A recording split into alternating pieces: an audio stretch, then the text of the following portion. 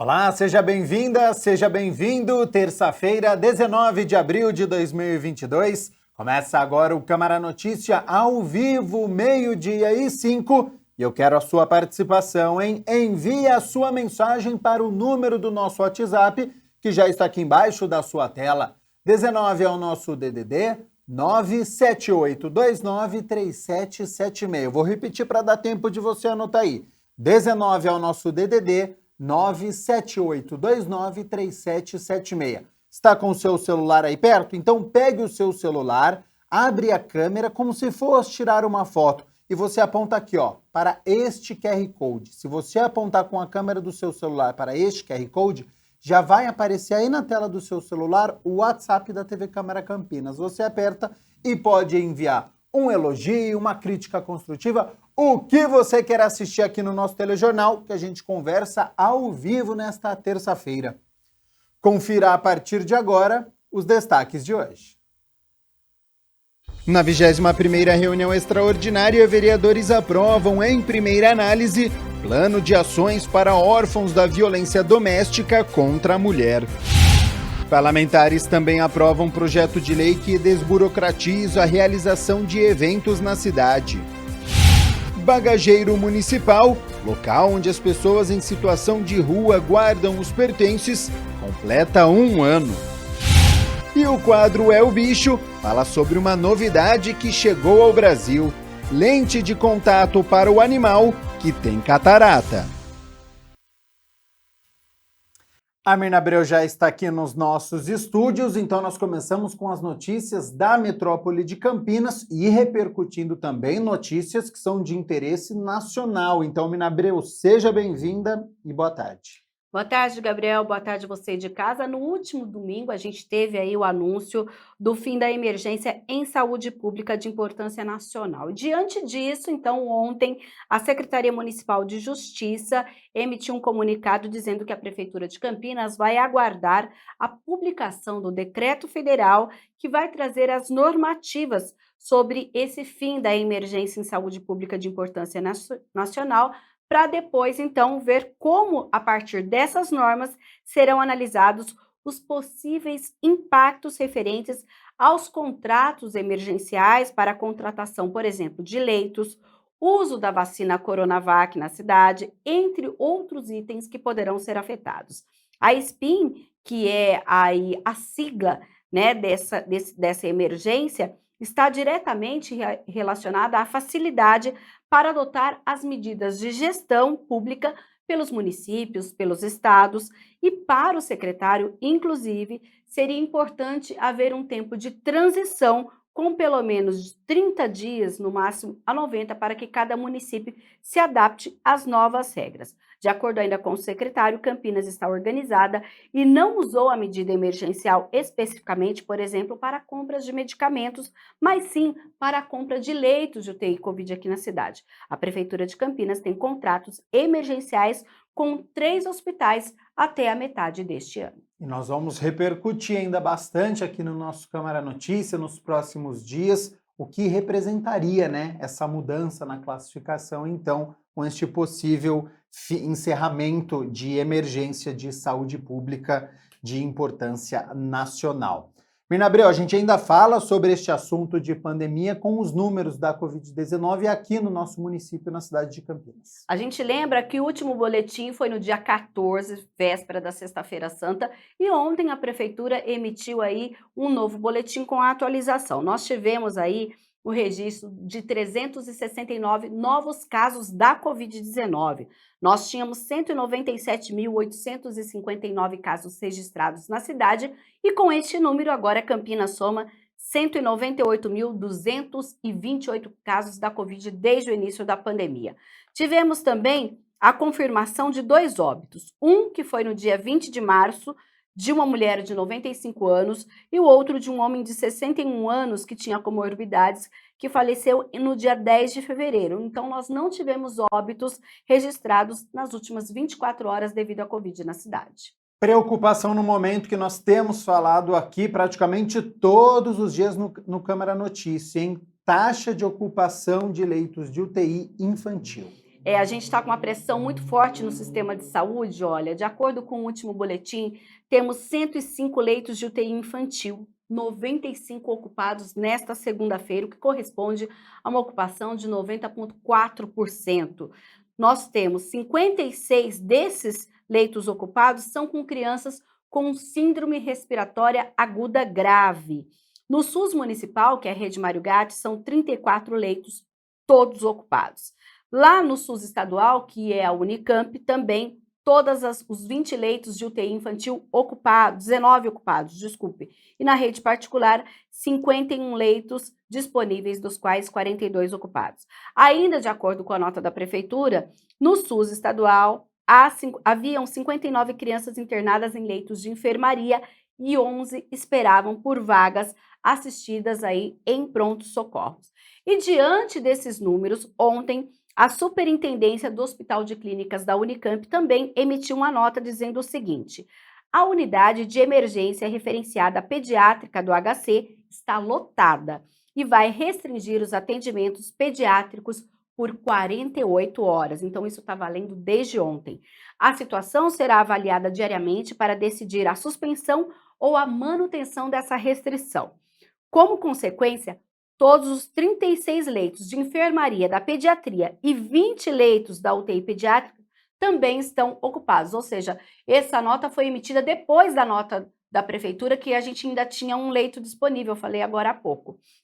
Então, a gente tem 20 leitos de UTI da Unicamp, leito de pediatria, ocupados. Nas últimas semanas, ainda de acordo com a nota, houve um aumento expressivo de procura espontânea e referenciada de casos com síndromes respiratórias que lotaram as unidades. Diante da situação, a Superintendência do HC enviou um comunicado à Central Estadual de Regulação de Vagas, a CROSS, para a Diretoria Regional de Saúde 7, a qual pertence Campinas e região, para os serviços de resgate das rodovias, para o SAMU, para as prefeituras da região e para o grupamento Águia, solicitando não encaminhar pacientes nas próximas 48 horas. Então, essas 48 horas, Gabriel, vai até amanhã. Sim. Se não mudar nada, então o HC da Unicamp está com os atendimentos para as crianças suspensos. Situação preocupante, então, né, quando a gente fala de UTI infantil. Por um outro lado, Mirna Abreu, quando a gente fala de UTI para os adultos, os números, eles seguem, no geral, abaixo dos 50%. Sim, 49,3% de ocupação em leitos de UTI adulto aqui na cidade de Campinas. Nós temos 75 disponíveis, dos quais 37 estão ocupados. 5 desses 37 são pacientes com Covid-19 e tem ainda 18 pacientes em leitos de enfermaria. No SUS municipal, 27 leitos de UTI adulto estão disponíveis, 16 ocupados. No SUS estadual, são 10 leitos, 4 estão ocupados. E na rede particular, dos 38 leitos, 17 estão ocupados. Vamos falar agora sobre vacinação no site vacina.campinas.sp.gov.br. Assim que você digita este site, você tem do lado esquerdo a campanha nacional de vacinação contra a Covid-19 aqui na cidade de Campinas e do lado direito a 24ª campanha nacional de vacinação contra o vírus influenza. Como nós estamos falando de Covid-19, cliquei aqui do nosso lado esquerdo e nós temos números atualizados de vacinação no nosso município, né, Mirna? Isso, a gente lembra que nesse momento as pessoas não precisam mais agendar a dose adicional, basta então que a pessoa vá ao centro de saúde mais próximo à sua casa, ao seu trabalho, e de acordo com aí o relatório da prefeitura, nós temos aí 996.801 pessoas moradoras aqui da cidade que já receberam as 2 doses da vacina e 638.058 pessoas já com aquela chamada terceira dose, a dose adicional. A vacina de dose única, que é a Janssen, a gente lembra que ela é a primeira dose agora considerada, porque a segunda dose é necessária ainda, mas aqui no site vacina.campinas.sp.gov.br a gente tem todos os critérios, quais as datas, os períodos que deve se esperar entre a primeira dose e a segunda, e é possível. Você ainda não tomou a primeira dose? Pode, então, não é necessário agendar, como está marcado aqui, nós temos 64 centros de saúde aqui da cidade e todas as pessoas podem ir até esses centros de saúde. Temos aí, olha, Crianças de 5 a 11 anos, a gente lembra que existe uma expectativa na liberação para crianças menores de 5 anos, mas essa liberação ainda não aconteceu. Ok. Então, a campanha oficial ainda é de crianças de 5 a 11 anos, que vão tomar primeira e segunda dose, adolescentes, 12 e 17 anos, primeira e segunda dose. Temos ainda os adolescentes que têm alto grau de imunossupressão, eles têm a recomendação de primeira, segunda e da dose adicional. Pessoas entre 18 e 59 anos também, primeira, segunda dose e a dose adicional.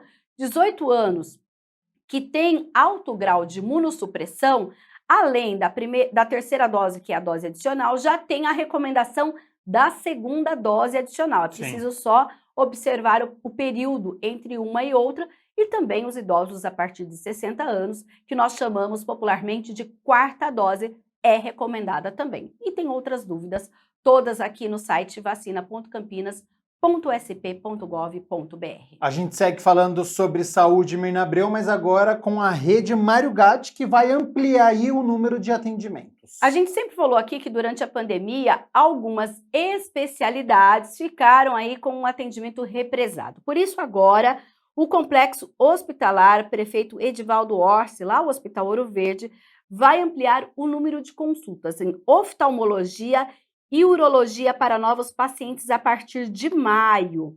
Então, justamente aqueles pacientes que provavelmente estejam na fila, que tentaram marcar lá no postinho, não conseguiram.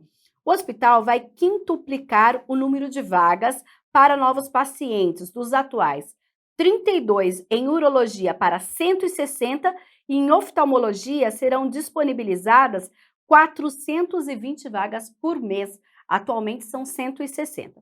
É importante lembrar que essas vagas serão preenchidas por encaminhamento dos centros de saúde.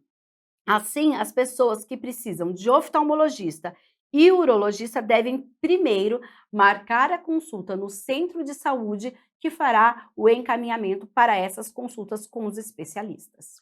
Mirna Abreu, é hora de falar sobre um serviço aqui na cidade de Campinas, o bagageiro municipal para as pessoas em situação de rua, que está completando um ano.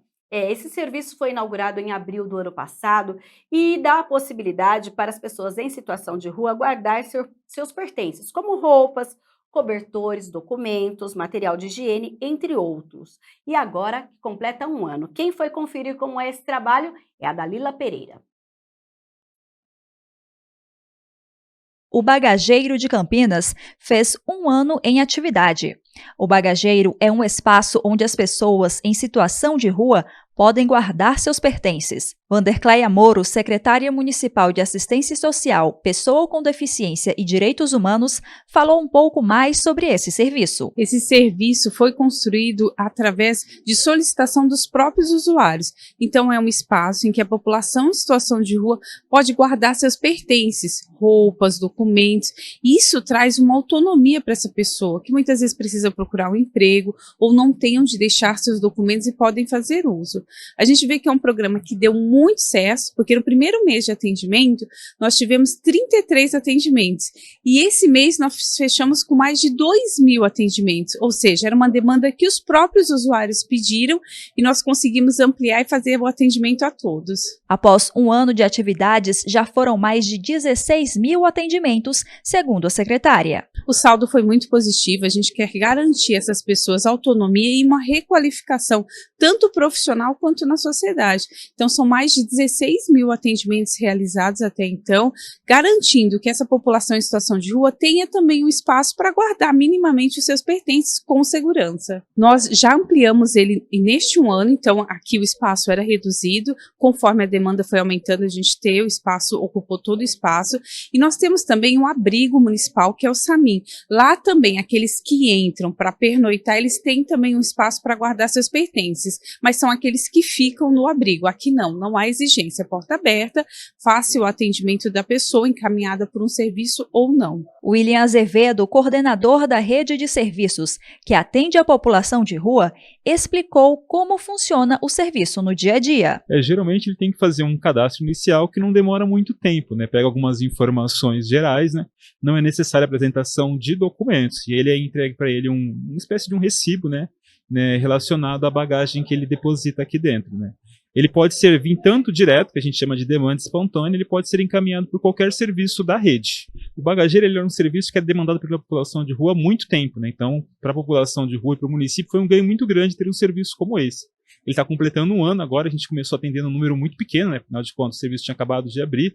A gente atendeu no primeiro mês, né? Acho que era na primeira, mais especificamente na primeira quinzena, cerca de 33 pessoas, né? E hoje a gente atende mais ou menos cerca de 300 pessoas, que dá em torno de mais de 2.000 atendimentos por mês. É um número relativamente grande. William comentou que os meses mais procurados são os meses mais frios, onde os moradores ganham cobertores em campanhas de doação e não conseguem carregar grandes volumes pelas ruas. O bagageiro, assim, as pessoas podem achar que ele não é um serviço importante justamente pelo fato de ele só guardar os pertences. Mas a população em situação de rua ter a possibilidade de guardar aquilo que é mais valioso em um determinado local é de uma riqueza muito grande, porque muitas vezes ela só tem aquilo que ela guarda aqui, ela não tem um outro pertence. Imagine só, você só tem algo de valor, uma foto, um documento, uma roupa, e você não tem onde guardar. E na rua, muitas vezes, você transitar com um pertence é muito pesado, porque muitas vezes a população em situação de rua ela se desloca por vários, né, espaços durante o dia. Nem, por exemplo, às vezes ela está no centro, depois ela vai até a Vila Industrial, depois ela vai até o Cambuí. E ter que andar com esses objetos é muito custoso, né? Então, o fato de você ter um espaço onde você pode guardar esses objetos e eles ficarem protegidos, para a população em situação de rua, ao meu ver, é muito importante. O impacto social esperado com a manutenção dos objetos pessoais, primeiro, é claro, evitar perdas de documentos ou outros objetos importantes para a pessoa, o que acaba evitando o desperdício de materiais e também influencia na autoestima da pessoa, no seu cuidado pessoal, o que também pode evitar o consumo de álcool ou outras substâncias psicoativas. Os objetos, eles não só como ficam o dia todo, mas eles ficam geralmente em períodos até de 2 ou 3 meses. Geralmente é feito um contrato, né? Tem um contrato com as regras de utilização do espaço. Não é tudo que a pessoa pode guardar aqui. Por exemplo, alimentação, ela não pode guardar aqui. Roupa molhada também não pode, porque muitas vezes a pessoa deixa e às vezes ela fica 1 ou 2 dias, até uma semana sem guardar. E é importante assim que o espaço ele fique para de uso corrente. A gente orienta que ela mostre os objetos que ela tem e declare, porque, porventura, todos os objetos aqui eles são lacrados e fechados. E muitas vezes, se ela não declara, e às vezes ela acaba se confundindo ou não, que ela guardou um objeto de valor, por exemplo, um celular ou um rádio, e aí quando ela abre a bagagem, mesmo ela estando lacrada, ela fala, mas meu celular não está aqui, ou meu rádio não está aqui, onde é que ele está? E aí muitas vezes é importante que a gente saiba, até para evitar outros conflitos, né? Um ano, então, deste serviço muito importante, né, aqui na cidade de Campinas. Mirna Abreu, a gente fala agora sobre a Unicamp, que conquistou um recorde em relação ao registro de patentes. Pela segunda vez, a Universidade Estadual de Campinas, ela é recordista com 129 patentes concedidas pelo Instituto Nacional de Propriedade Industrial. Confira.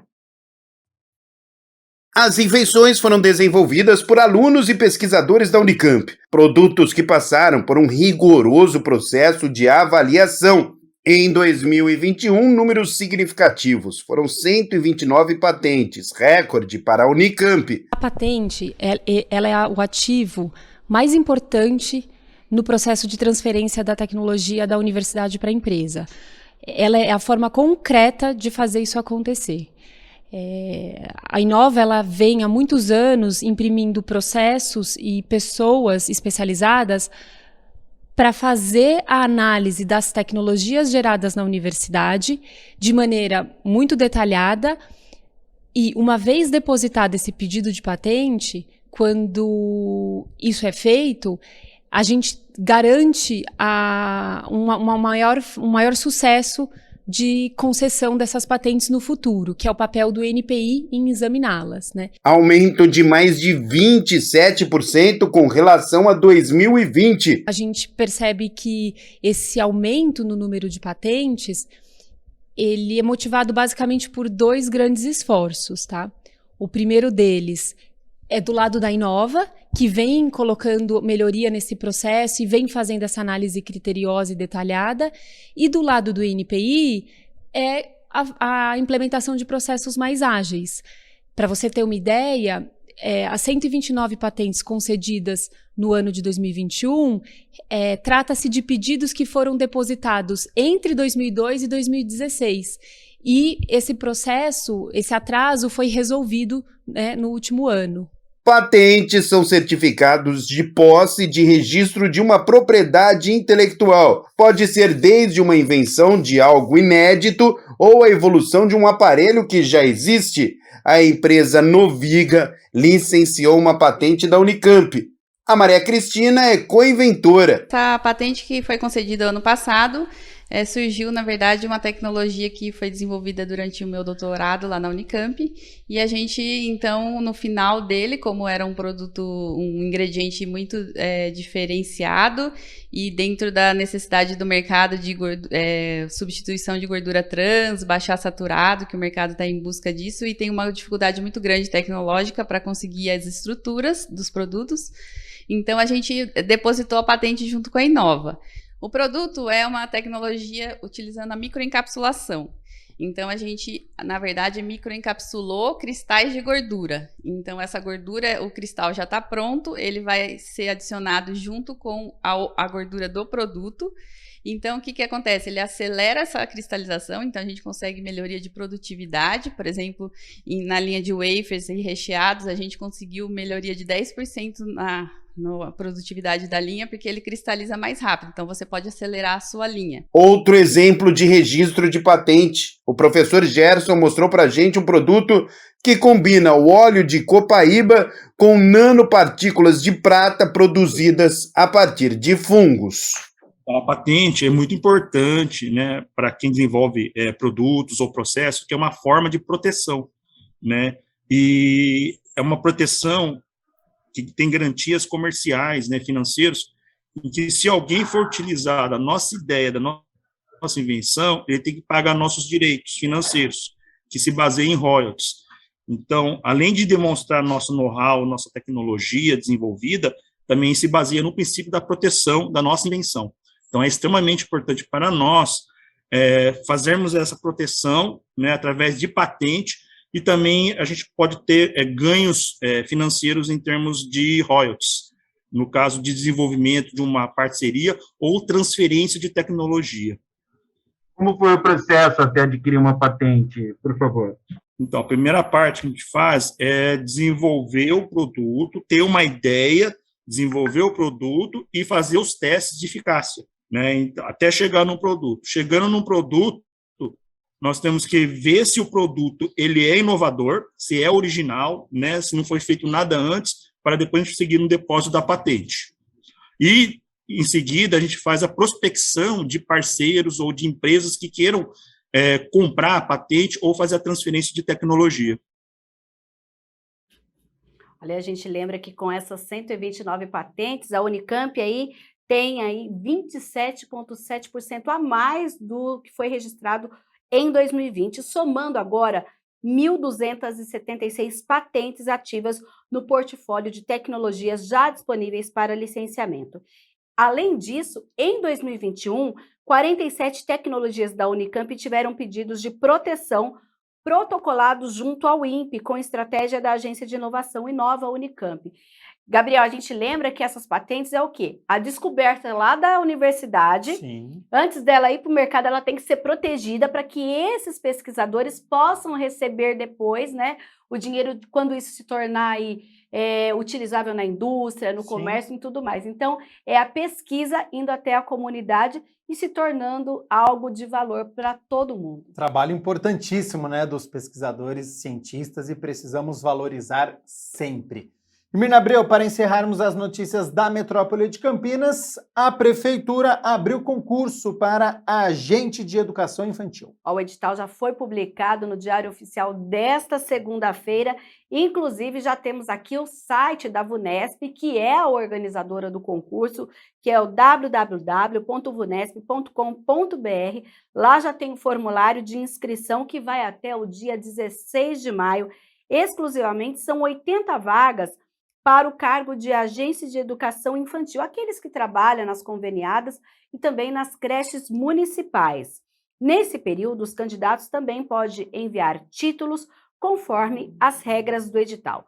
O salário inicial é de R$ 2.391,81 para uma jornada de trabalho de 32 horas semanais. Também, esses profissionais terão direito ao auxílio alimentação, vale transporte, que é opcional e válido aqui para a cidade de Campinas. A primeira regra do concurso, segundo os organizadores, é ler o edital com atenção, com todas as informações. A gente lembra que dessas 80 vagas, 60 serão para a lista de ampla concorrência, 16 são de acordo com a lei municipal para pessoas pretas e pardas e 4 para pessoas com deficiência. O concurso tem aí a prova com 50 questões objetivas, sendo 10 de língua portuguesa, 10 de matemática e raciocínio lógico e 30 de conhecimentos específicos, além de 2 questões dissertativas. Então, todas as regras e demais dúvidas lá no www.vunesp.com.br. Bons estudos, então, e boa sorte a todos que forem prestar aí o concurso. Mirna Abreu, muito obrigado pelas notícias da Metrópole de Campinas. Já quero aproveitar a sua presença aqui nos nossos estúdios, porque a partir de agora nós vamos com as notícias do Legislativo, do que acontece aqui na Câmara de Campinas, e a gente começa com uma indicação do vereador Marcelo da Farmácia. Porque a gente conhece aqui em Campinas aquele espaço chamado Pracão, lá no Taquaral. Mas a ideia do vereador, através de uma indicação, é que várias praças da cidade tenham esse espaço para o pet. Confira. O vereador Marcelo da Farmácia fez uma solicitação à Prefeitura de Campinas de estudo para a implantação de um espaço exclusivo para pets em determinados parques do município. Parque Pet eu vi, inclusive é uma ideia copiada e deu muito certo numa praça você fazer um espaço para pet, espaço para cão, que tem muito, né? Tem, hoje nós estamos no mês cor-de-rosa, laranja. E isso daí ajuda demais, o pessoal está batendo bastante em cima para ajudar a população a ter um lazer para os cães. Então a gente viu isso daí e está em falta, tem praça para criança, tem praça kids e não tem para cão. Então a gente vai fazer um espaço, ver se dá para fazer um estudo, que eu tenho lugares que tem, então a gente vai bater em cima para ver se a gente consegue fazer com os órgãos públicos aí para poder nos ajudar. Então, tenho na Lagoa do Dom Bosco, do Mingoni, tenho lá no Dom Bosco, na Vila, como chama lá, no Vila Vitória, tá? Então a gente vai ver lá, e tem agora o Taquaral também, e outros recintos da cidade que a gente vai conseguir ver em praça que dê acesso a fazer isso. Então a gente vai partir para poder ajudar. Os primeiros locais a serem estudados para o espaço pet seriam o Bosque Dom Bosco, no Vida Nova, e na Lagoa do Mingoni, no Jardim Paraíso de Viracopos, ambos no distrito do Ouro Verde. Mas novos locais também podem entrar no estudo. Estamos solicitando lá no Vila Vitória, Vida Nova, que é lá no Dom Bosco, e solicitando na Lagoa do Mingoni, que também tem uma praça grande para a gente testar. Que tem outros lugares, eu acho que no centro, no Cambuí, local que tem menos lugar de acesso para poder passear com o cão, que você tem que passear na calçada, e você tem como levar numa praça, sentar e fazer, se você tiver com uma criança, você vai no espaço Kids e o espaço Pet para o seu cão. Então, eu sempre estou indo para Indaiatuba, e eu vi lá em Indaiatuba, achei legal. Passei numa praça, a gente teve uma ideia lá, e eu trouxe essa ideia para cá. Não é copiando, copiar também é válido, né? Mas serviu, funciona lá, vou tentar ver aqui. Quem já viu lá achou legal a ideia. Então vamos vir para cá, aproveitando que nós estamos no mês laranja, que é o mês dos animais, da consciência do animal, a gente vai trazer para cá essa ideia. O parlamentar solicitou que o espaço tenha equipamentos e maquinários para que os animais possam se exercitar, assim como um espaço estruturado para atendimentos veterinários simples, como vacinação e tratamento contra pulgas. Essa proposta é que assim, você tem uma vacinação em agosto, que o exército vem, o pessoal ajuda, os veterinários ajudam, todo o pessoal aí que é avulso, que é voluntário, eles não têm espaço, eles chegam numa praça, não tem lugar, e lá teria um espaço para poder fazer isso. Inclusive tem um espaço de um banco para a pessoa sentar, porque às vezes a pessoa leva o cachorro e solta e fica olhando, porque é por responsabilidade do dono do cachorro, entendeu? Então a gente tem vários estudos aí para poder se ajudar, e se tiver como um voluntário de veterinário, não precisa ser direto, uma vez por semana, uma vez por mês, a gente tem um espaço para isso. A gente tem a maior assim, dificuldade da gente é você com um cachorro tem que ser adestrado, vai ter que ter o cachorro pelo menos ser um cachorro educado, para não ter briga de cachorro, para não ter briga com donos de cachorro. Então tudo assim, parte da população e parte da conscientização também do dono do cachorro. Se ele pode largar o cachorro lá, não, porque mais que o dono sabe se o cachorro é bonzinho, não é. Mas a gente vai estar tudo ali preparando, vendo como é que vamos. Primeiro é arrumar o espaço e fazer funcionar. Tá? Então eu tenho a ideia, eu trouxe e já vi funcionando, acho que vai dar certo aqui também. E ontem foi dia da 21ª reunião extraordinária. A gente repercute aqui aqueles projetos que tiveram muitas discussões, que teve a votação também. A gente começa falando sobre a desburocratização de eventos. Sim, eram 16 itens na pauta e esse gerou muita discussão mesmo, Gabriel. Olha, a ideia, de acordo com a prefeitura, que é a autora do projeto, é justamente desburocratizar e otimizar procedimentos para a realização de eventos, tornando-os mais simples e céleres, em consonância a uma lei federal de 2018. E os vereadores colocaram um ponto de vista em relação aos eventos que acontecem em Campinas e a esta proposta. Em determinado momento, diz que, independentemente do alvará ou não, a realização de um evento deve ser comunicado para as autoridades, para a prefeitura. A minha preocupação é a seguinte: a gente sabe que tem uma série de eventos políticos, principalmente, que são organizados, que tem uma organização e geralmente, nesses eventos, existe uma comunicação prévia da realização. Mas a gente sabe que tem muitos eventos de caráter social, cultural e político que eles não passam por organização prévia. Então, eu acredito que hoje esse projeto ele vai ajudar a fomentar essa área de cultura, de lazer, de entretenimento na nossa cidade. E, consequência disso, nós teremos o quê? Nós teremos aqui uma região que utiliza a estrutura da cidade de Campinas para esse tipo de eventos. Nós temos que pensar nessa nossa lei do perturbação do sossego público em alguma forma de inibir esse tipo de coisa.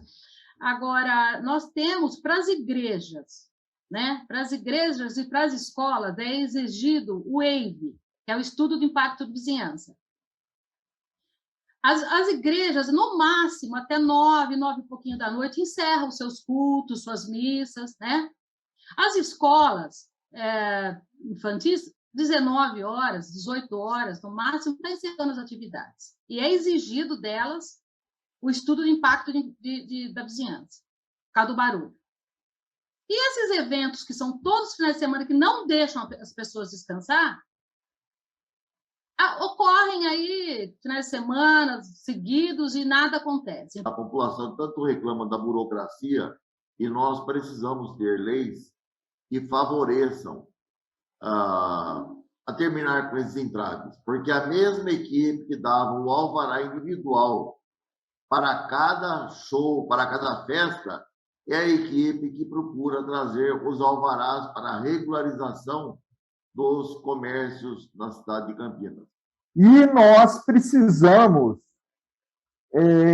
que seja eventos, como está previsto aqui na legislação, fora do âmbito do alvará, que aquela casa de shows ou aquele estabelecimento possui, aí teria que recorrer a esse alvará de eventos, mas seja também dentro do escopo dos alvarás emitidos e que gerem perturbação. A exigência dos alvarás, obviamente, tem que obedecer à Lei 208, que é a lei que determina o tipo de uso e ocupação do solo. Muito dessa discussão não é nesta lei de eventos, mas nós temos que rever, talvez alterar, aprofundar, melhorar os critérios na Lei 208.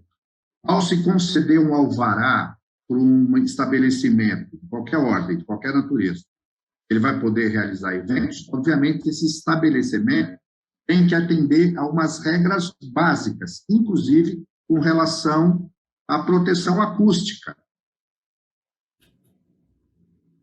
E a gente segue aqui na 21ª reunião extraordinária, agora falando sobre um outro projeto que também teve bastante discussão sobre redenominação e a estrutura da Secretaria Municipal de Desenvolvimento Econômico. Essa proposta também é de autoria do prefeito e renomeia a Secretaria Municipal de Desenvolvimento Econômico como Secretaria Municipal de Desenvolvimento Econômico, Tecnologia e Inovação. E inclui nas competências da Secretaria atividades de fomento e desenvolvimento de novas áreas inclusas. Confira.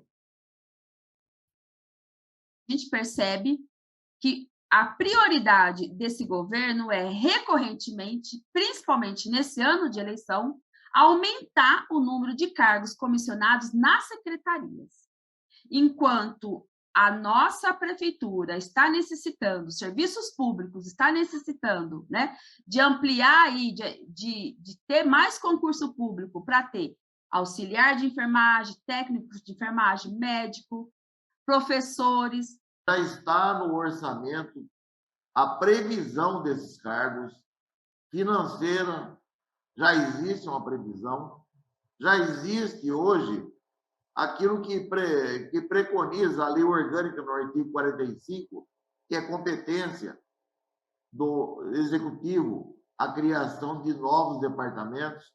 Então, olhando pela legalidade, inclusive como membro da Comissão de Legalidade, é legal o projeto e eu voto favorável a esse projeto.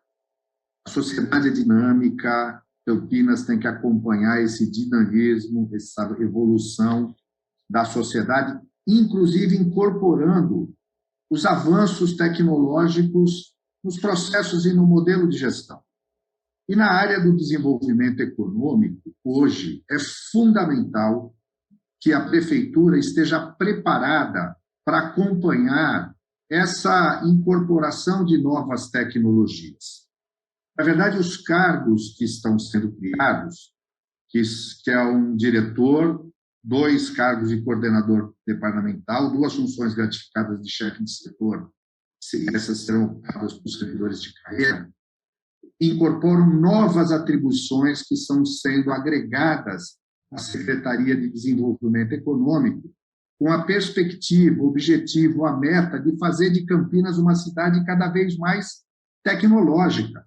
Nós, inclusive, estamos terceiro no ranking de cidade inteligente, né? Porque nós já temos uma base tecnológica no município que precisa também ser reconhecida dentro da estrutura do município. Então, essa criação de cargo é necessária, e não dá para esperar ano que vem, próximo governo, porque a necessidade ela é atual. Então, acredito que essa reestruturação não é simplesmente criar cargo por criar, é porque vamos precisar disso. E se você for ver a responsabilidade dessa secretaria no tamanho da cidade e no município de Campinas, é até pouco, porque Campinas era para estar voando em tecnologia, era para ser a primeira. Agora, sem as referidas mão de obra e sem essa reestruturação, fica difícil de você alcançar bons resultados. Eu confio na equipe que trabalha na Secretaria de Desenvolvimento Econômico, conheço pessoas que estão lá trabalhando e confio que realmente eles vão fazer um bom trabalho e é realmente uma necessidade. As 2 propostas, elas ainda vão ser discutidas mais uma vez no plenário em reunião extraordinária, ou seja, elas vão ser analisadas e votadas no mérito e, se forem aprovadas, seguem para a sanção do prefeito Dário Saad. E na 21ª reunião extraordinária, outro projeto que foi aprovado foi de autoria da vereadora Débora Palermo. Este também foi em primeira discussão. É a proposta que pretende colocar aqui em Campinas um plano de ação destinado às crianças e adolescentes em situação de orfandade causada por violência doméstica contra a mulher. O projeto estabelece que o Executivo crie e mantenha atualizado um cadastro periódico de jovens cujas mães morreram em decorrência do feminicídio após violência doméstica e ofereça a estes órfãos uma série de ações de caráter protetivo. acompanhamento pela rede, pelo Sistema de Garantia de Direitos da Criança e Adolescente, um atendimento sistemático na área de saúde, na área da educação, acompanhamento escolar, da vida escolar, frequência, para evitar a evasão escolar, a questão da guarda, da regulamentação da guarda, a questão dos direitos previdenciários e, principalmente, o acompanhamento pela saúde, da questão da saúde mental, né, com psicólogo, psiquiatra, se for necessário, visto que é uma violência que deixa traumas, bom, não dá nem para descrever, né, indescritíveis o que causa numa criança, num adolescente, esse tipo de violência. Lembrando que você pode assistir na íntegra a 21ª reunião extraordinária no youtube.com/TV Câmara Campinas. E Mirna Abreu, amanhã, quarta-feira, é dia já da 22ª reunião extraordinária. Isso, nós temos projetos na pauta, temos moções, requerimentos e atas de reuniões anteriores. Nós vamos destacar aqui a proposta do prefeito que autoriza a prefeitura a celebrar com a Desenvolve SP, a Agência de Fomento do Estado de São Paulo, operações de crédito até um montante de R$80 milhões para serem destinados à infraestrutura viária urbana, mobilidade, obras de drenagem, construção e reformas em prédios públicos. Além disso, também será analisado o projeto do vereador Carmo Luiz, que institui em Campinas o programa Adote um Avô ou uma Avó. Outra matéria é a proposta do vereador Arnaldo Salvetti, que cria a carteira de identidade funcional dos guardas municipais aposentados aqui da cidade. A pauta completa também está no site www.campinas.sp.leg.br. 12h45, nós estamos ao vivo nesta terça-feira. Antes de encerrar, Mirna Abreu, chegou mais um alerta, viu, da Prefeitura de Campinas em relação à dengue. A gente tem até um banner aqui que foi enviado com alguns bairros, né, que tem uma preocupação maior. Então, olha só, Mirna, Secretaria Municipal de Saúde comunica, hein, novas áreas com risco de transmissão de dengue aqui na nossa cidade. A gente lembra que a Devisa acompanha, inclusive, a situação e é mais comum, cada vez mais frequente, novos alertas. O alerta de número 30, olha aí, traz lá na região leste o Jardim Novo Flamboyant, o Jardim Proença, na noroeste, o Jardim Pauliceia, o Satélite Íris 1, na região norte, lá na Vila Padre Anchieta, o Jardim Rosália, Eulina e o Jardim América, no distrito de Barão Geraldo. Na região sudoeste, que é lá no distrito do Ouro Verde, a gente tem o Jardim Aeroporto, São João, São Pedro de Viracopos, o núcleo 28 de fevereiro, que já estava no outro alerta, sim, mais o DIC 2. Na região sul, o Jardim Campo Belo, lá na região de Viracopos, Jardim das Bandeiras, o Jardim São Bernardo e Parque Ozel e a Vila Georgina. A gente lembra que a prefeitura recomenda que as pessoas evitem os criadouros. E a única forma de evitar é justamente eliminando lugares que possam ter poças d'água, tampar também as caixas d'água, evitar pneus ou qualquer outro tipo de vasilha no quintal que possa acumular água, até porque, de acordo com os agentes de saúde, 80% dos criadouros encontrados na cidade estão nas residências. Dentro de casa. Então é este cuidado, né, na sua própria residência e também com o vizinho, no seu bairro. Vivemos em sociedade e precisamos deste olhar, então, em todas as residências. Nesses bairros que nós falamos aqui, a prefeitura tem intensificado as ações com os agentes comunitários de saúde e também alguns, inclusive, com nebulização. Tá certo, então, Mirna Abreu, muito obrigado pelas notícias da Metrópole de Campinas, do Legislativo, e amanhã, então, reunião extraordinária a partir das 9 horas da manhã. Com transmissão ao vivo pela TV Câmara Campinas e depois coladinho Câmara Notícia, né? Combinado, então. Até mais. Até mais.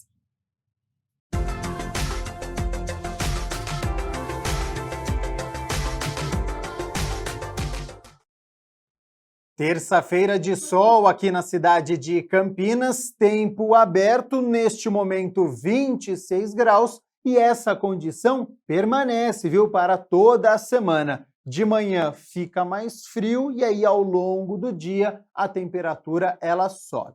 Amanhã, quarta-feira, o sol aparece durante todo o dia com poucas nuvens e segue sem previsão de chuva. Vamos às temperaturas, então, para esta quarta-feira? Olha só, já está aqui na minha tela, amanhã 20 de abril, mínima de 15 graus. Ao longo do dia essa temperatura sobe, então olha essa amplitude térmica, hein? 14 graus de manhã, bem frio, ao longo do dia sobe, podendo chegar aos 29 graus aqui na cidade de Campinas.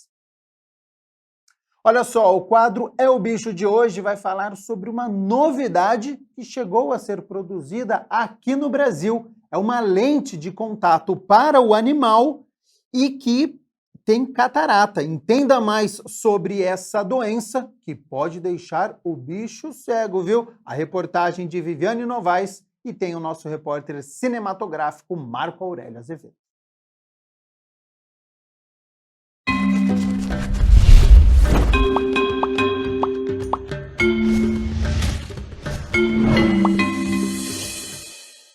Cachorro de óculos de grau? Calma, é só para a foto mesmo. E com lente de contato? Ah, essa é de verdade. Conforme vai envelhecendo, o animal pode desenvolver algumas doenças, como por exemplo a catarata, que afeta os olhos do bichinho e que pode até provocar perda de visão. É o que explica esta veterinária especialista em oftalmologia animal. Ela atrapalha realmente a visão e a gente tem que ficar prestando atenção, porque notando algum esbranquiçamento do olho, a gente já tem que levar no oftalmo veterinário para diagnosticar se realmente é uma catarata ou se é alguma alteração que pode ser confundida e para a gente planejar aí o tratamento, que no caso é cirúrgico, né? É importante lembrar que a catarata ela pode ter algumas complicações que também podem levar à cegueira, como inflamação intraocular, glaucoma, descolamento de retina. Aí por isso que é importante, se tem a suspeita de catarata, levar o animal para ser avaliado. A boa notícia é que o problema pode ser corrigido por meio de cirurgia. Uma lente intraocular artificial é implantada dentro do olho do cachorro. Luiz Fernando, que também é veterinário especialista em oftalmologia animal, participou da criação da lente especial. O cão com catarata, ele está cego, tá? Porque o cristalino dele fica tão opaco que ele para de enxergar, a luz não passa. Quando você remove essa catarata, a luz volta a passar. No caso dos cães, se você não fizer mais nada, ele vai voltar a enxergar, porém com a visão muito boa de longe e pouca de perto. A lente ela vai corrigir essa hipermetropia, então o cão vai voltar a ter uma visão adequada para perto e para longe. Tecnologia que passou a ser produzida aqui no Brasil. Ela vai ser mais acessível, o preço dela é um preço em real, né? A gente antigamente ficava dependendo da flutuação do câmbio, e também dependia das burocracias de aduana, né? Às vezes você pedia o produto, o cara falou assim, vou te entregar semana que vem. Ah, não vou mais, ficou preso na aduana, deu greve não sei aonde, e aí você não tinha o produto para usar. E aí você tinha que cancelar a cirurgia e tudo mais. Hoje não, hoje o produto está disponível para ser entregue, a gente entrega ele entre 24 e 48 horas em qualquer lugar do Brasil. Um avanço para a saúde dos olhos do animal que, segundo a Letícia, pode apresentar diversas doenças. As principais alterações que a gente vê, principalmente em cachorros, é uveíte, que é a inflamação intraocular, a gente vê bastante catarata também, olho seco e úlcera de córnea, são as principais alterações que a gente pega. Mas como saber que há algo errado? Se o animal fica coçando bastante, esfregando a pata nos olhinhos, muitas vezes eles não coçam com a pata, eles coçam esfregando o rostinho na caminha, em algum pano. Além disso, prestar atenção se a parte branca do olho fica vermelha, se junta bastante secreção. Normalmente é comum formar secreção, que é a ramelinha, né? Uma vez no dia, igual na gente. Se junta a gente tem que limpar várias vezes no dia, já é um sinal aí de alteração. Além disso, é importante prestar atenção se o olho muda a coloração, se ele fica a parte branca mais vermelha, se começa a ficar azulado, esbranquiçado. Além disso, se ele começa a ficar piscando bastante, com o olho mais fechadinho, como se estivesse incomodado mesmo, com cisco no olho. Os cuidados devem ser como? Tem que passar soro, água, algodão, papel higiênico, por exemplo? Isso, para a gente limpar ali a secreção, é importante usar soro fisiológico.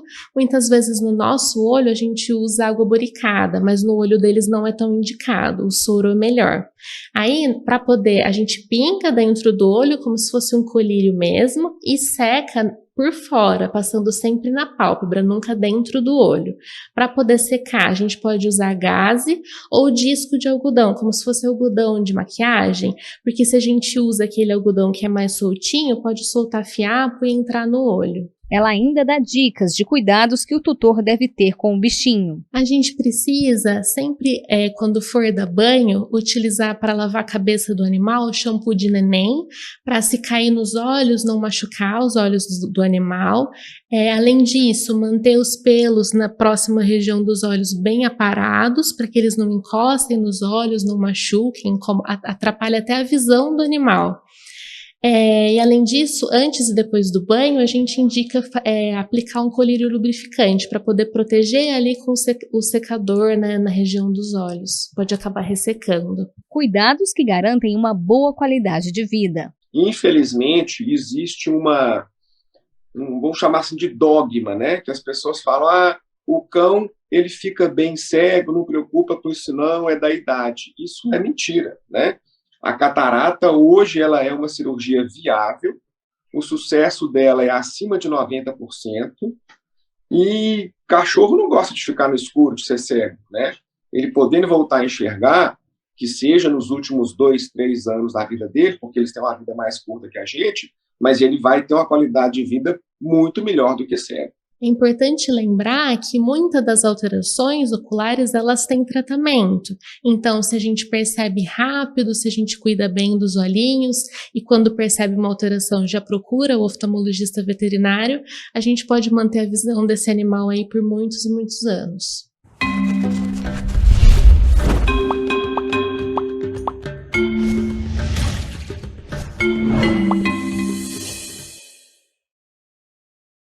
Meio-dia e 57, vamos fazer o seguinte, rápido intervalo, só o primeiro aqui no nosso Câmara Notícia, e na volta tem entrevista ao vivo com a Branca Brandão, autora do livro A Mulher que Vivia de Propósito, então não saia daí, hein?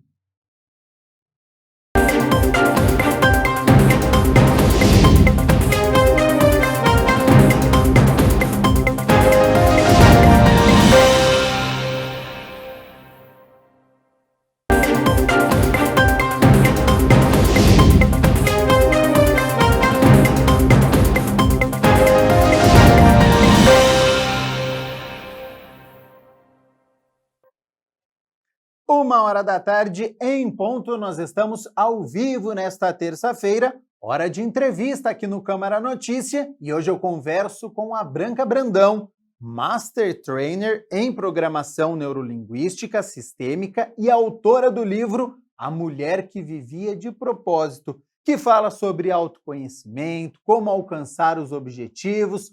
Então, Branca, muito obrigado pela disponibilidade do seu tempo aqui com o Câmara Notícia, com a TV Câmara Campinas. E com o passar dos anos, talvez uma geração para outra, os propósitos, objetivos das mulheres em geral, eles mudam? Seja bem-vindo e boa tarde.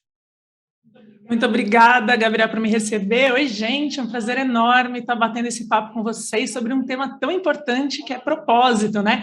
E começando a te responder, Gabriel, na verdade, assim, tanto homens quanto mulheres, eu vejo que cada vez mais está caindo a ficha, como a gente dizia lá nos anos 90, né, que hoje nem existe mais esse negócio de cair ficha, mas que felicidade é o propósito. Então, assim, a gente buscar uma vida plena, uma vida onde a gente se sente realizado, uma vida onde a gente vive com intenção de ser tudo que a gente pode ser. Eu acho que esse é o propósito. A gente saiu daquela ideia de que o propósito era divino, que Deus tinha um propósito para a gente e que nos bastava ficar aqui, vivendo, esperando com que alguma coisa acontecesse vinda lá do alto, né? Então, hoje, eu acredito que esse protagonismo possível, que eu chamo, ou seja, a gente assumir a responsabilidade pela história que a gente está escrevendo, pela felicidade que a gente pode construir, a parte disso que depende da gente, eu acho que é o objetivo principal da gente pensar nesse assunto, no tal do propósito. Agora, Branca, se no passado tinha, né, essa expectativa de ficar esperando cair do céu ou a ficha cair,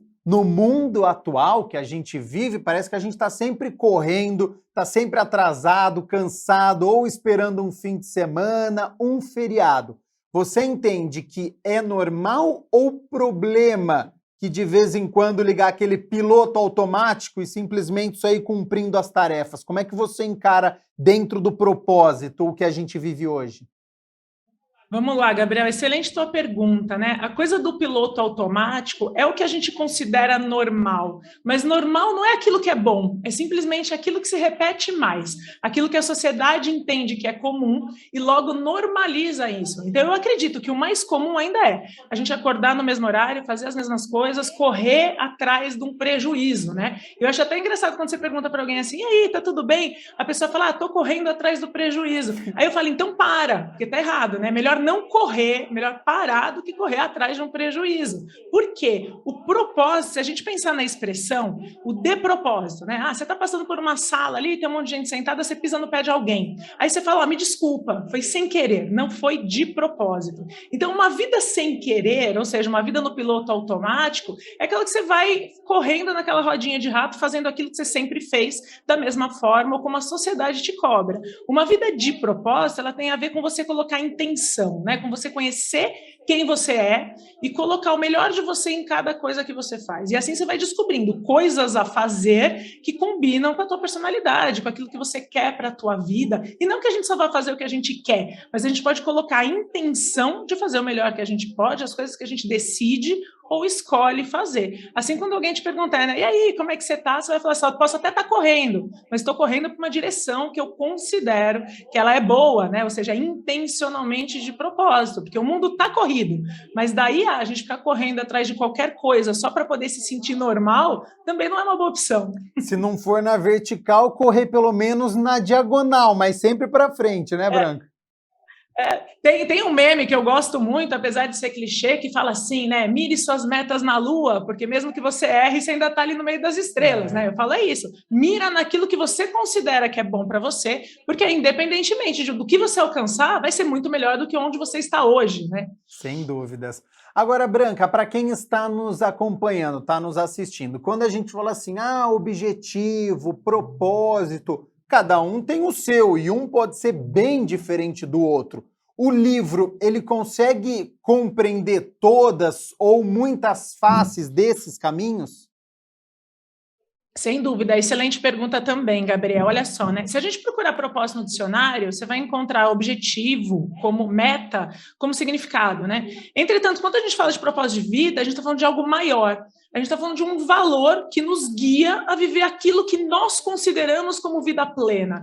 Então, no livro, o livro, na verdade, eu posso mostrar ele, está aqui, né? A Mulher que Vivia de Propósito. Então, ele apresenta um método, e o início desse método é justamente o leitor ou a leitora identificar qual é o seu significado de felicidade, de realização e de sucesso, para que a gente possa fugir exatamente daquele significado que a sociedade coloca. Então, por exemplo, sucesso é você ser casado, ter uma casa própria, ter um carro de determinado modelo ou marca, 1 ou 2 filhos. Né? Então, a gente busca muitas vezes um significado que a sociedade coloca como felicidade ou sucesso. Quando a gente fala, pera um pouquinho, será que esse significado ele vale para mim também?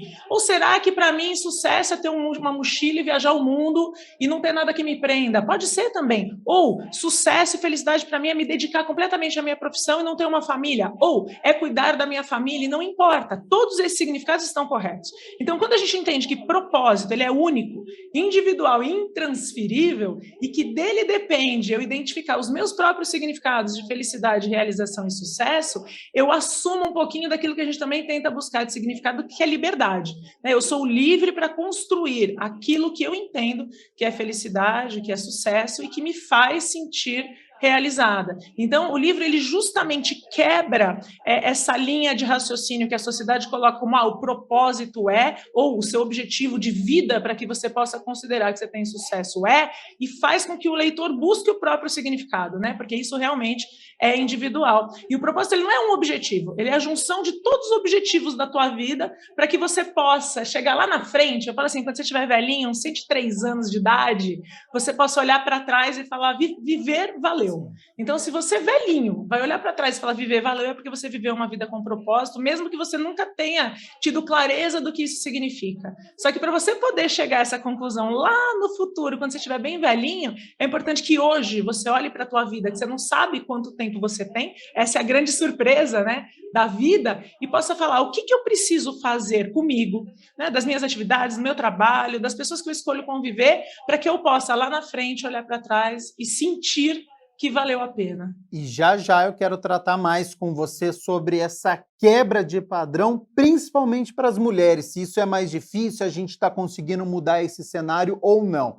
Agora, o livro ele é somente para as mulheres, já que no nome está escrito, né, a mulher que vivia de propósito, ou o homem tem algum papel nessa trajetória em busca dessa realização de sonhos e objetivos?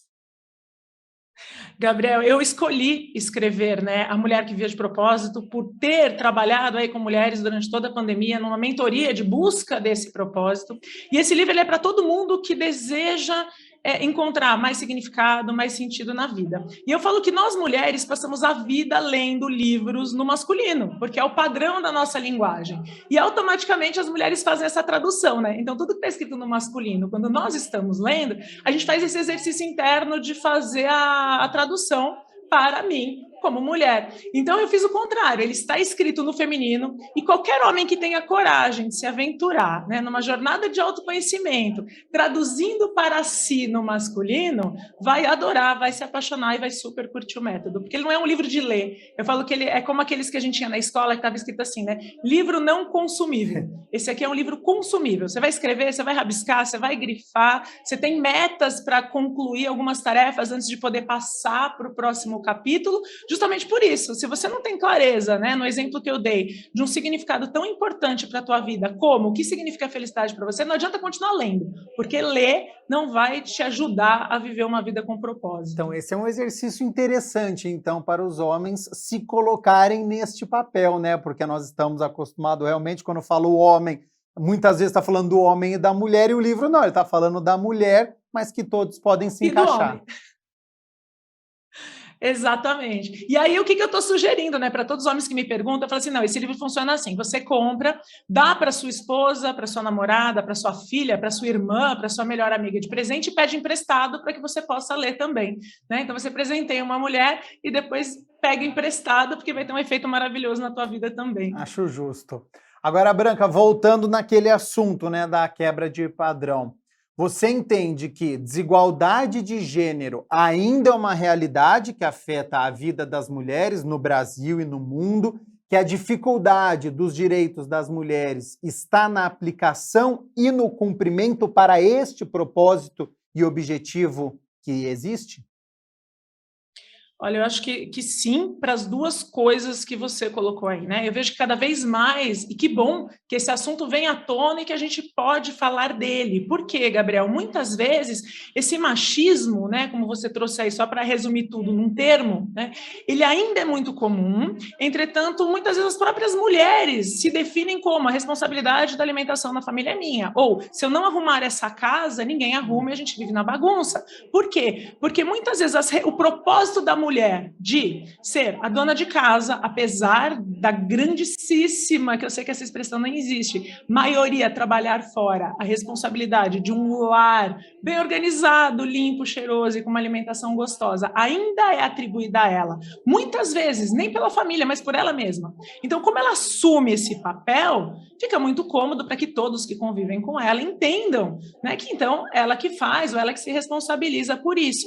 Então, o que eu vejo? Quando a mulher aceita que o propósito de vida dela é organizar, limpar, cozinhar, cuidar dos filhos, e que a felicidade dela está em segundo plano, imediatamente ou automaticamente a gente está reproduzindo esse machismo que está escondidinho embaixo do tapete. Então, o que eu vejo que é a grande dificuldade das mulheres nesse sentido?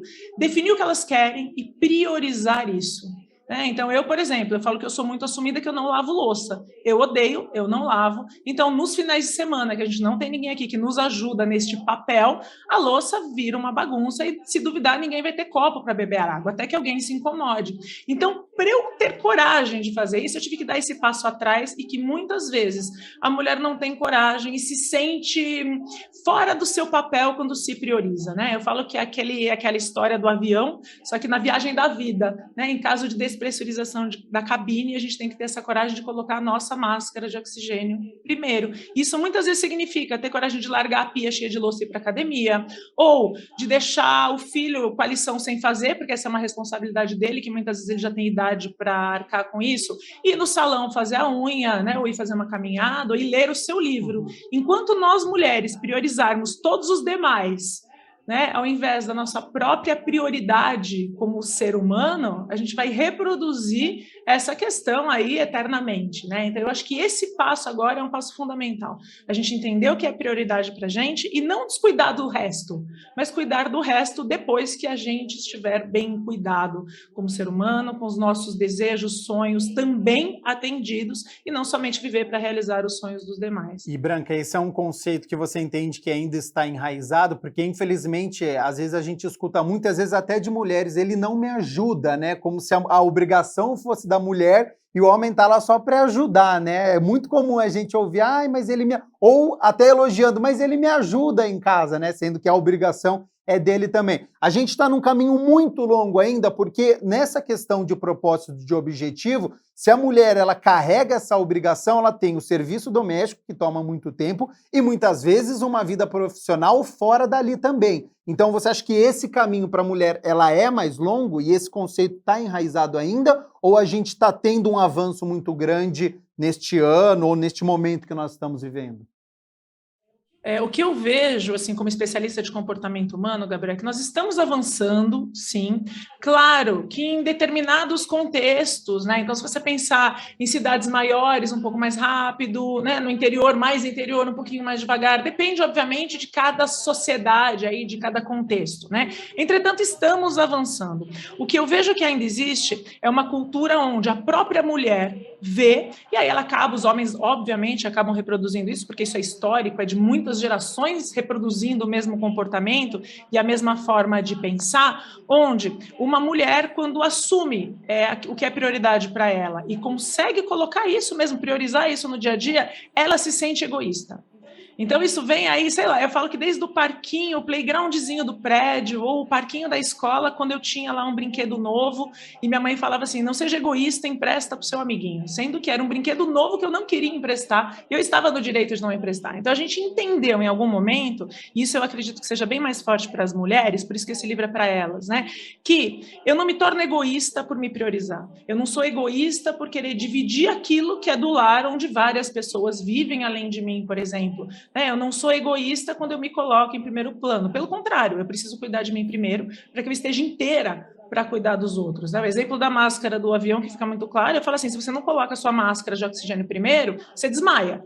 E você desmaiado porque está sem oxigênio, você não ajuda mais ninguém. Então, eu vejo que é uma vantagem quando a gente entende que não é egoísta eu me colocar em primeiro lugar. Ao contrário, eu me colocando em primeiro lugar, eu vou ficar mais forte, eu vou entender um pouco melhor o jogo da vida para que eu possa educar meus filhos melhor, né? Ser uma parceira melhor para o meu companheiro ou companheira, tanto faz. Na minha empresa, eu vou poder dar resultados muito melhores, justamente porque eu me conheço, porque eu me desenvolvo, porque eu me priorizo. Então, eu percebo que é uma uma mudança de paradigma que cabe a nós mulheres assumindo essa vida com propósito, e assim, eu falo que é sair do armário, né? E não no sentido da sexualidade, mas no sentido de assumir aquilo que eu quero para a minha vida, com essa coragem de assumir isso para o mundo também, que eu vou mudando devagarinho esse paradigma e vou mudando o mundo em volta de mim, né, a princípio, e depois generalizando isso para o mundo inteiro, porque é um trabalhão, e é um trabalhão demorado, mas cabe a cada uma ter essa coragem inicialmente de fazer isso, porque seus filhos vão perceber, seus amigos, seu companheiro ou companheira vai perceber, e aí essa mudança vai sendo gradual, mas num efeito dominó mesmo. Ô, Branca, o livro A Mulher que Vivia de Propósito, ele tem o intuito de orientar as mulheres a deixarem de ser vítimas? Sim, sim, sem dúvida, né? Eu falo assim, a posição de vítima, Gabriel, tanto para as mulheres quanto para os homens, né? Porque apesar dele ser um livro direcionado para as mulheres, eu não faço muito essa distinção, porque eu falo assim, talvez neste momento as mulheres precisem mais desse olhar sobre si mesmas que os homens, por isso o livro é para a gente, né? Para nós. Entretanto, eu vejo muitos homens nessa posição também. Eu falo que a posição de vítima, ele é uma posição muito cômoda, que é, tadinha de mim, nada dá certo para mim, ninguém me ajuda, eu não consigo. Por quê? Quando eu assumo isso, tá tudo bem eu não conseguir. Você fala, tadinha, a Branca não consegue mesmo, para ela é tudo muito difícil. Então eu paro de exigir de mim que eu cresça, que eu aprenda e que eu avance. E eu falo que você assume o papel de protagonista, né, ou seja, de responsável pelo próprio sucesso, pela parte possível de ser controlada, que não é, obviamente, 100% da tua felicidade, quando você se coloca na vida, numa posição de tudo o que acontece eu uso para crescer, para aprender e para avançar. E não para me punir ou para me vitimizar. Então eu olho para o passado com tudo que me aconteceu, de bom ou de ruim, com olhos de aprendizado. Eu olho para os meus erros com olhos de aprendizado, porque assim eu consigo superar, né, amanhã quem eu era hoje, por exemplo. Eu acho que é interessante que muitas pessoas às vezes acabam confundindo este assunto, né, Branca? Então, ao mesmo tempo que a gente tem uma desigualdade, que a gente já citou aqui, que infelizmente acontece, com às vezes o mesmo cargo e um homem ganhando mais que uma mulher, da dificuldade que a mulher tem de muitas vezes se cobrar e se obrigar de ter o serviço doméstico e também a vida profissional. Mesmo com essa diferença, ela não pode se acomodar neste papel de que a diferença realmente é muito grande. Isso, até porque a diferença, ela está aí. A questão que está no nosso controle, eu falo assim, na vida tem, todo mundo sabe disso. Aquilo que está no nosso controle é aquilo que não está. Quando a gente para de sofrer, né, ou de se punir pelo que não está no nosso controle, e nós fazemos aquilo que de fato está, a gente consegue mudar um pouquinho a tal da realidade. Então, quando eu decido sair do papel de vítima e fazer o melhor que eu posso com a realidade que eu tenho, eu vou fazendo essa mudança acontecer, né? Porque enquanto eu uso como desculpa, eu sou mulher, no mesmo cargo eu ganho menos, puxa vida, coitadinho de mim, eu vou entregar menos, já que eu ganho menos. Então eu uso isso contra o sistema. Quando eu falo, peraí, eu ganho menos, mas eu vou provar que eu sou tão capaz quanto, eu vou fazer uma apresentação tão boa quanto um homem competente faria, porque eu vou mostrar que não há essa diferença, que as diferenças são enormes, mas são em outros papéis na vida, eu começo a usar isso para aprender, para crescer e avançar, e para fazer essas pequenas mudanças no mundo, também falando de igual para igual com o meu líder, por exemplo, né? Então eu acho que são essas pequenas tomadas de coragem que faz as mulheres alçarem voos mais altos e assim serem reconhecidas como iguais. Não é esperar a igualdade para ser tão competente quanto. É me posicionar da melhor forma que eu puder e assim começar devagarzinho e com jeitinho que a mulher sabe muito bem o que é e que ela tem a cobrar isso do mundo também. Branca, quando que você decidiu reunir todas essas ideias e publicar o livro e a gente estava em pandemia? Pois é, eu quis aproveitar também, né, esse momento, assim, até então, eu era apenas palestrante dos palcos do mundo corporativo, e aí eu trabalhava com aglomeração, né, Gabriel? Então, pensa só, o mundo veio e falou assim, aglomeração, não existe mais. Aí eu falava, gente, agora, eu não preciso mais existir no mundo, né? E por alguns dias eu me senti assim. Aí eu fui para aquela história que eu mesmo ensino, que faz o melhor que você pode com a realidade que você tem. E agora você tem tempo. Então, eu comecei a reunir grupos de mulheres para uma mentoria que eu chamei Mulheres de Propósito. Propósito era um tema tema que eu já falava nos palcos do mundo corporativo há uma década. Eu falo, peraí, se isso é tão importante para as empresas, e se eu trouxer isso para a humanidade, né? No sentido de eu, como ser humano, o que eu tenho de ganho na minha vida se eu compreender o meu propósito? Como se eu fosse uma empresa de sucesso. E aí eu comecei a trabalhar com essas mulheres e percebi que as questões são muito comuns, que é a falta de clareza. Muitas vezes eu pergunto, o que é felicidade para você? Ou quando uma mulher fala assim, eu já me relacionei várias vezes e, homem é tudo igual. Eu falo, tá bom, mas como que é o homem que você quer na tua vida? Que a grande maioria não sabe responder. Então, a grande questão da falta de sentido, de propósito, como a gente está falando aqui, ou de sucesso, felicidade, realização, é a falta de clareza do que isso tudo significa, do que você quer. Então, eu comecei a pegar o curso que eu já estava ministrando a essas mulheres nesses grupos, esquematizar, e aí a editora me cobrou, porque eu já tinha lançado um livro há 12 anos, e a editora falava assim, não, queremos outro livro, vamos lançar outro livro. Aí eu falei, eu estou pensando em escrever sobre propósito. Aí são 2 editores, né, lá da DVS Editora, eles olharam assim para a cara do outro e falaram, mas peraí, propósito já tem o tema, a gente já sabia disso. Eu falava, só eu que não sabia, né? Aí eu sentei e escrevi, aí o livro ele tem 330 páginas, todo prático, e eu estou completamente apaixonada pelo resultado. Eu falo que esse livro já estava prontinho dentro de mim, só esperando uma pandemia para me dar tempo para sentar e escrever. E qual que é o feedback que você tem recebido? Tem algum ponto que você analisou que teria um impacto e teve outro? Porque a gente sabe que cada pessoa recebe de uma maneira, né? Com a sua experiência, com a sua vivência. Como é que tem sido esse trabalho? Olha, está sendo incrível, assim, o livro ele está recém-lançado, ele está chegando nas livrarias agora, entretanto ele já está ele estava em pré-venda, agora já está em venda oficial pela Amazon.com.br, mas nas livrarias ele está começando a aparecer agora.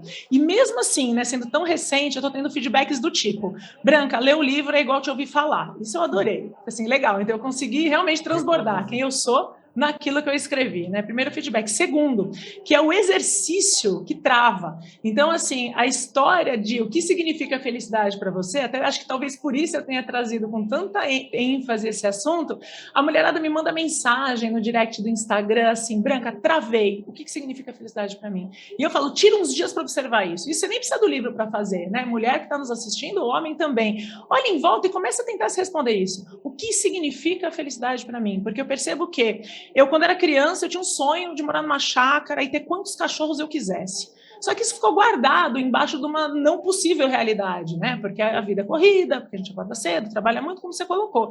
Na pandemia, eu tive essa oportunidade de descobrir esse sonho que estava escondidinho ali, me mudar para uma chácara e colocar quantos cachorros eu quisesse. Então, eu falo, às vezes a felicidade ela tá fácil para você. Só que enquanto você não reconhece com clareza que é isso que você quer, ela parece impossível de ser alcançada, sendo que ela tá ali, fácil, né? E às vezes você está buscando a felicidade que não é tua, né? Você está rolando ali a rede social, vendo as pessoas viajando para um lugar que você nem quer ir, nem tem a ver com você, mas o fato de estar todo mundo lá, você começa a se cobrar que você precisa ser feliz daquele modo. Então eu percebi que o feedback é justamente o desafio que é a gente ser claro, honesto com a gente mesmo quando olha no espelho. Branca Brandão, autora do livro A Mulher que Vivia de Propósito, muito obrigado novamente pela disponibilidade do seu tempo, por todas as informações que você reuniu, reproduziu um pouquinho aqui para a gente. Boa sorte, já fica o convite aqui, viu, para uma próxima oportunidade, para um próximo livro você retorna aqui que a gente bate mais um papo.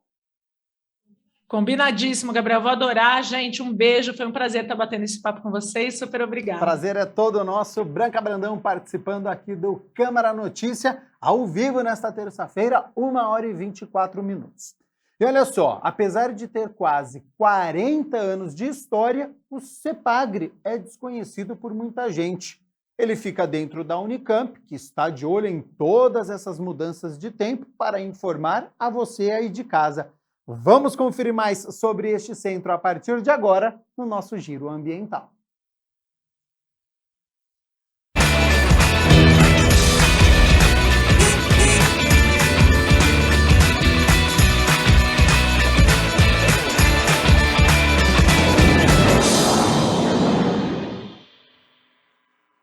Olá! Seja bem-vindo, seja bem-vinda. Giro Ambiental tá no ar. Olha só, são quase 40 anos de história de uma instituição que desde 2001 está instalada no campus da Unicamp e que tem um trabalho fundamental aqui em Campinas. Nós estamos falando do CEPAGRE, o Centro de Pesquisas Meteorológicas e Climáticas aplicadas à agricultura que tem como principais áreas de pesquisa a agrometeorologia, a agroclimatologia, as geotecnologias e a ecofisiologia.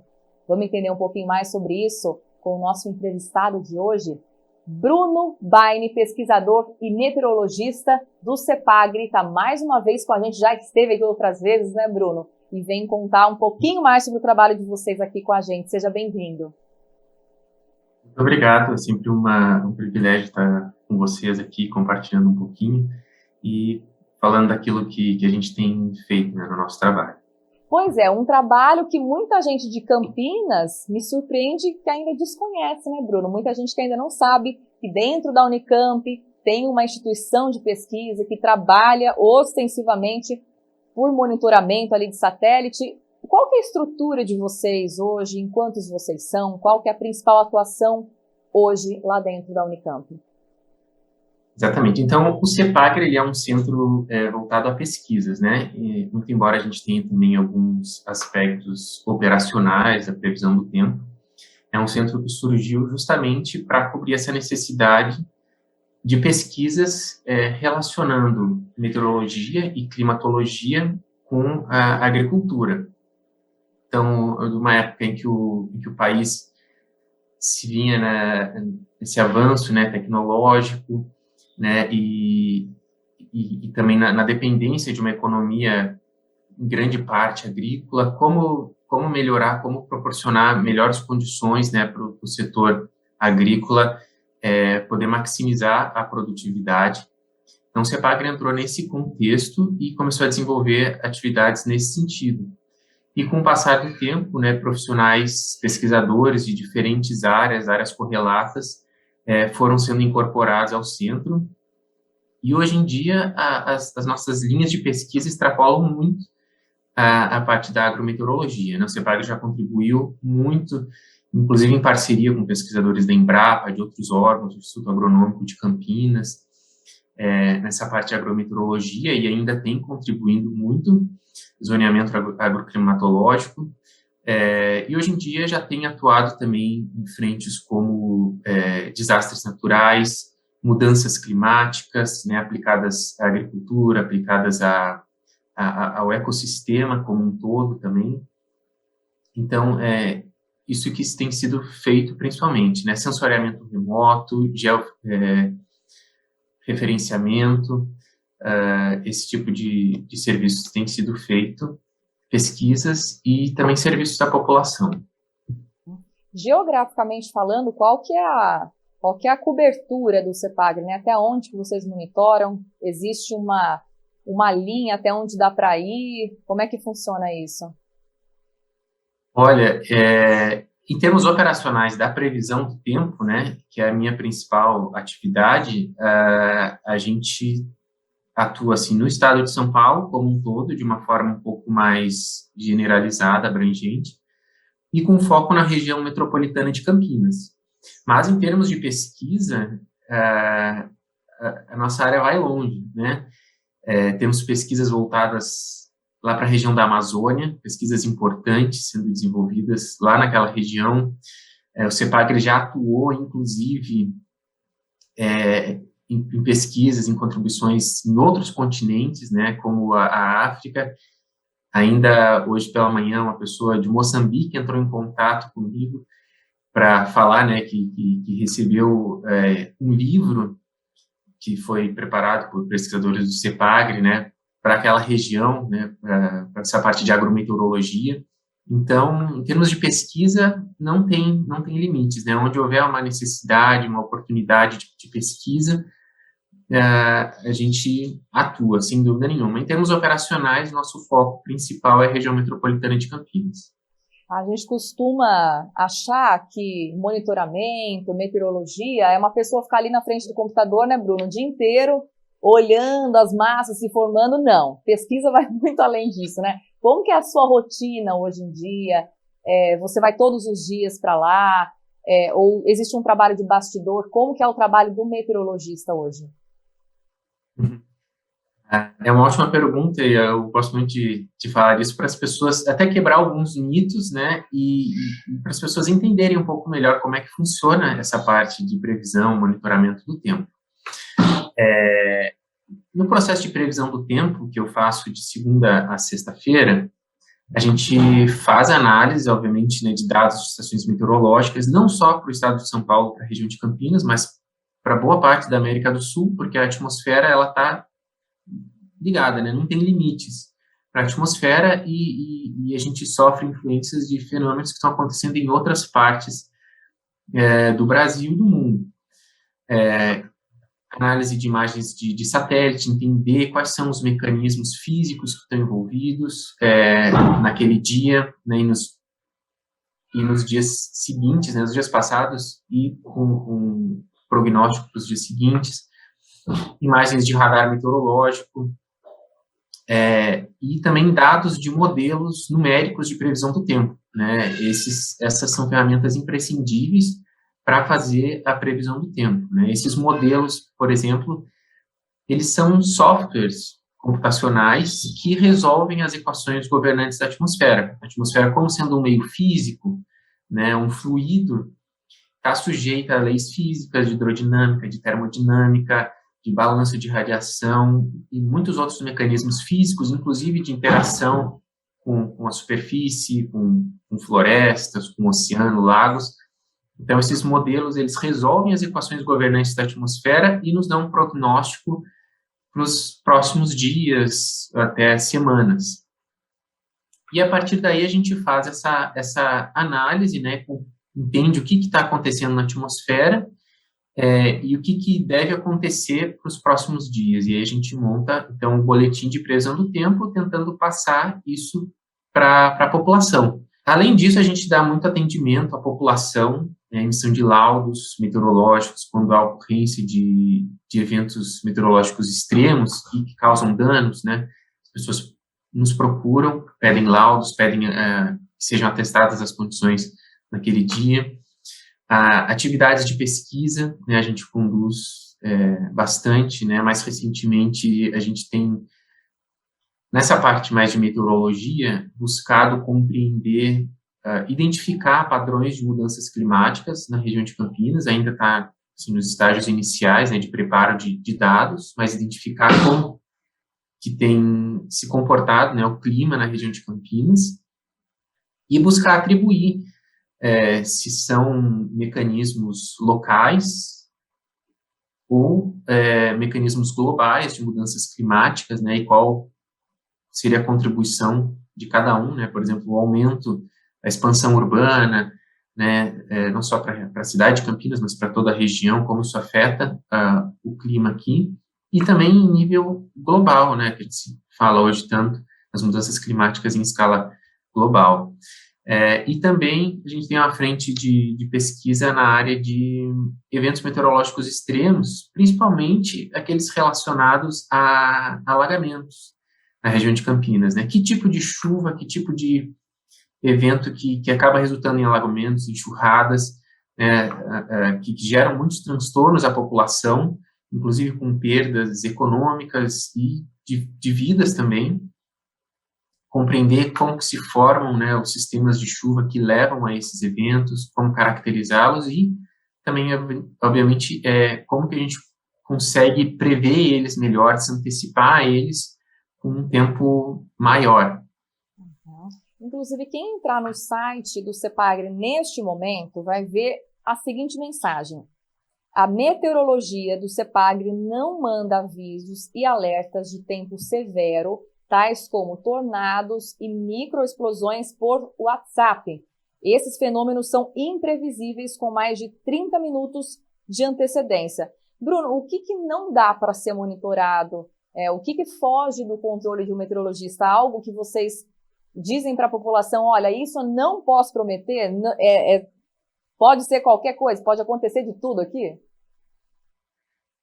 Então, primeiro, né, esclarecendo o porquê que tem esse aviso lá, né, lá em 2016, né, quando Campinas foi atingida, se não me engano, por uma microexplosão, algo que marcou muito a população, causou destruição aí generalizada. pouco tempo depois, começaram a surgir mensagens pelo WhatsApp e colocaram a população em alerta, muitas vezes, né, sendo esses alertas falsos, porque, primeiramente, né, o CEPAGRE não tem, até o momento, pelo menos, um WhatsApp oficial, e também a questão da previsibilidade desse tipo de fenômeno, né, microexplosão, tornado, esse tipo de evento, é impossível de se prever, de dizer assim, olha, vai acontecer um tornado tal dia, tal horário. No processo de previsão do tempo, quando a gente identifica um ambiente favorável à formação de tempestades, e aí a gente faz uma avaliação daquilo que pode ser, né, o que pode significar essa tempestade, a gente até pode fazer alguma breve caracterização, né, do potencial. Chuva forte, chuva intensa, rajadas de vento, trovoadas, granizo. Isso depende de uma série de parâmetros meteorológicos e o conjunto deles, né? Então, a gente identifica um ambiente favorável e a gente tenta repassar isso para a população. Olha, atenção, que nesse dia, né, tal e tal mecanismo, eles são sugestivos de potencial para uma tempestade severa. Muitas vezes, uma informação um pouco mais genérica e menos detalhada é mais honesta do que tentar dar muitos detalhes. Sim, essa questão de comunicação virtual, uma coisa que vale para vários outros campos, né? Quem nunca recebeu uma mensagem por WhatsApp que não era datada, né? Então, aquela mensagem suspeita, atenção, no próximo fim de semana vai acontecer uma mega tempestade de areia. Muito cuidado com essas mensagens, sempre consultar as fontes oficiais. No site do CEPAGRE existem essas informações, lá existe informação sobre essa previsão do tempo que o Bruno está comentando, umidade relativa do ar, pesquisas feitas pela equipe, né, Bruno? Então, sempre buscar essas fontes oficiais e também contar com a Defesa Civil, que atua também nessa parceria, né, Bruno? Nessa comunicação e nesse auxílio à população. Com certeza, com certeza. O CEPAGRE põe alguns alertas, né, ocasionalmente na página, toda vez, né, quando a gente faz o boletim de previsão do tempo, identifica alguma situação de risco.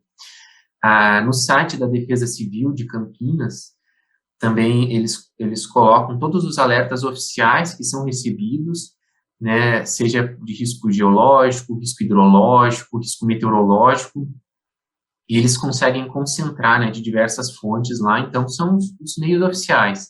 Se você receber uma notícia, né, muitas vezes, como você falou, né, sem data, sem fonte, sem muita clareza, vá atrás, inclusive é um favor, se você fizer, encaminhar isso para alguém que possa desmentir ou que possa esclarecer, e o CEPAGRE se coloca sempre à disposição nesse sentido, né, muitas vezes a gente acaba recebendo alguma informação, a gente percebe que é uma informação falsa e a gente busca esclarecer isso, né, casos típicos, né, há pouco tempo atrás veio a mensagem da onda de frio, que já é uma repetição de meados do ano passado, né, e fevereiro também, de forma recorrente, a gente tem recebido uma onda de calor histórica, né, que vem em fevereiro, esses já são fake news conhecidas, né, e outras novas às vezes vão surgindo, a gente sempre se coloca à disposição para esclarecer e corrigir, né, caso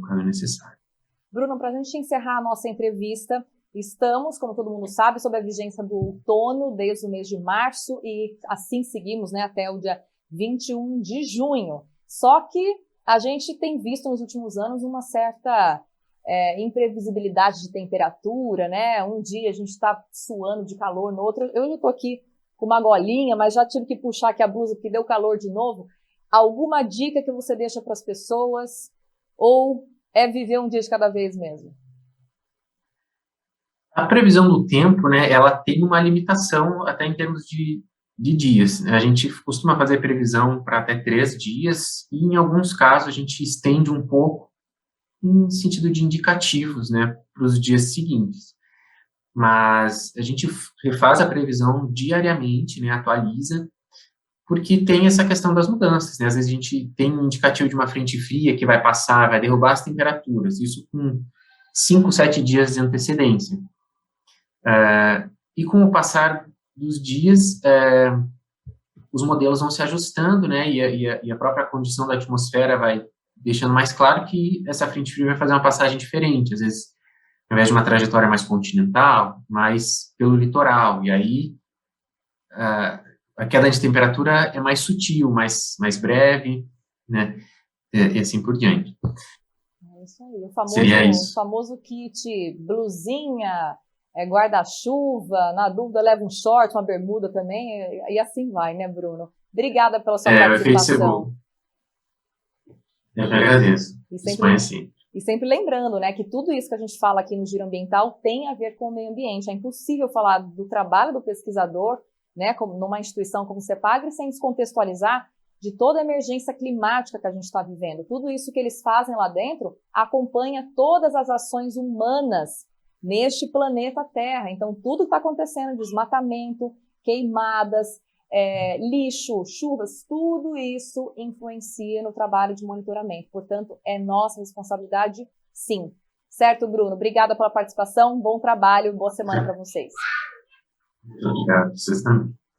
Mais um Giro Ambiental, então, vai chegando ao fim. Mais uma vez, muito obrigada pela sua participação, pela sua companhia, e eu te espero para o próximo Giro Ambiental. Tchau!